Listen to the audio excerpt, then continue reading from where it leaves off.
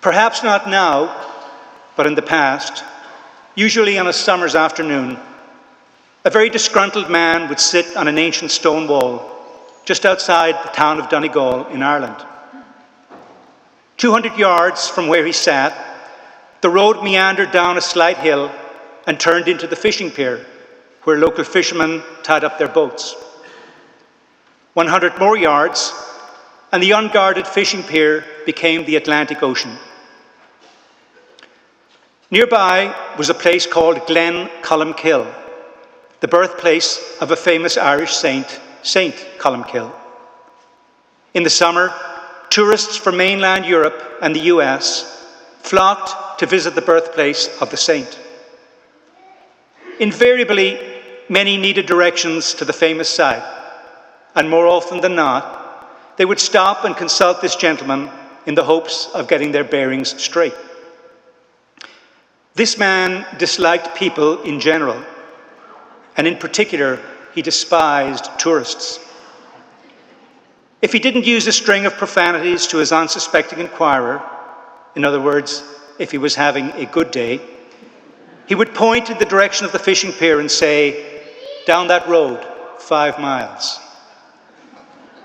Perhaps by the intercession of St. Columkill, no souls were drowned in this exercise. This is a clear example of what Jesus is not asking of us in today's gospel. Jesus is asking us to love our neighbor. This doesn't have to be the same love a husband and wife would have for each other, or the same love parents would have for their children. It can simply be offering a thought, a concern, or a prayer for someone else. It can be a conscious attempt to make a situation better for someone in need. Jesus asks us to love God with our whole heart and also to love our neighbor. Because of the wonderment and sheer awesomeness of God as a creator, loving him is easy. The neighbor, on the other hand, that can be a little more difficult. The story has it that Ruth went to the mailbox one day only to find a letter addressed to her with no return address and no stamp. She opened the letter and was amazed at what she read. It said, "Dear Ruth, I'll be in your area today. Looking forward to seeing you. Hope all is well. Love always, Jesus." Ruth was in shock. Why would Jesus want to visit her? She's just a poor single mother, raising her kids and trying to make ends meet. Suddenly she realized that there were little or no groceries in the house. What would our Lord think of that?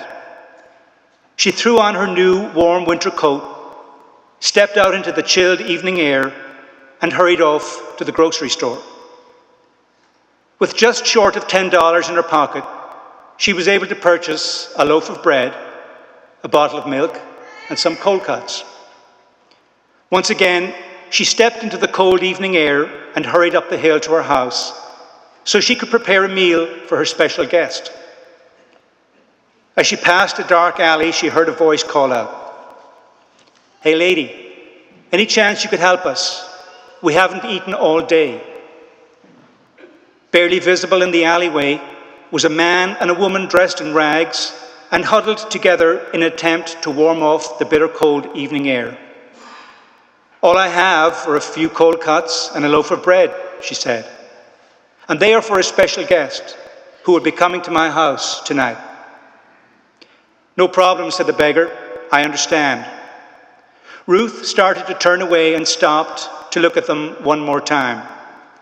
It was clear they hadn't eaten for a while. They were dirty, and the smell from them was horrific. Nevertheless, Ruth took her bag of groceries and gave it to them. As she watched the lady shiver from the cold, she removed her new winter coat and handed it to the unsuspecting beggar. The man and woman were thrilled. Ruth turned and headed up the hill to her house, wondering what the Lord would think of her with nothing to offer him. As she reached her door, she noticed that there was more mail in her mailbox. This was strange, since the mailman only delivers once a day. She took out the letter, again no stamp, no return address. She opened it and read, "Dear Ruth, it was so good to see you today. Thank you so much for the wonderful meal and for the coat. It fits perfectly. Love always, Jesus." Loving God and loving our neighbour are one and of the same.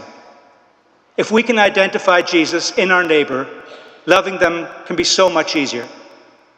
This coming week, we may be challenged to see Jesus in the most difficult of neighbours. The real challenge for us, however, is whether or not that neighbour will clearly identify the true Christ in each one of us.